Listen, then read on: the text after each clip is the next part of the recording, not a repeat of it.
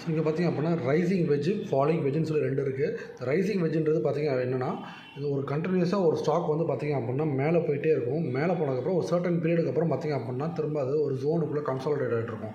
So இதில் மேலே break out ஆகலாம், அப்படி இல்லை அப்படின்னா கீழே பிரேக் அவுட் ஆகலாம். ஓகேவா, 2 சைடும் பாசிபிள் இருக்குது. ஸோ இதே போல் ஃபாலிங் வெஜ் அப்படின்னு பார்த்திங்க அப்படின்னா ஒரு ஸ்டாக்கு மேலேருந்து டவுன் ஃபால் ஆகிட்டு இருக்கும். அதுக்கப்புறம் திரும்ப ஒரு சர்டன் பீரியடுக்கு அப்புறம் கன்சாலிடேட் இருக்கும். இதில் மேலேயும் பிரேக் அவுட் ஆகலாம், கீழேயும் பிரேக் அவுட் ஆகலாம். ஸோ இப்போ நம்ம ரைசிங் வெஜ்ஜுக்கு ஒரு பர்ஃபெக்ட் எக்ஸாம்பிள் பார்ப்போம். சோலாஃபின் இந்த ஸ்டாக்கு பார்த்திங்க அப்படின்னா ஒரு கண்டினியூஸாக ஒரு ரேலி நடந்ததுக்கப்புறம் இப்போ பார்த்திங்க அப்படின்னா ஒரு பியூர் கன்சாலிடேஷன் டவுன் ட்ரெண்ட் ஆகிட்டு இருக்குது. இப்போ பார்த்திங்கன்னா இது கரெக்டாக இது பிரேக் அவுட் ஆகிற ஸ்டேஜில் இருக்குது with a good volume. So volume பாருங்கள், இங்கே கன்சிடபிளி வால்யூம் ஆல்சோ இஸ் க்ரோயிங். இங்கே அதே போல் ஸ்டாக்கும் பார்த்திங்க அப்படின்னா கண்டினியூஸாக ஒரு நல்ல ஒரு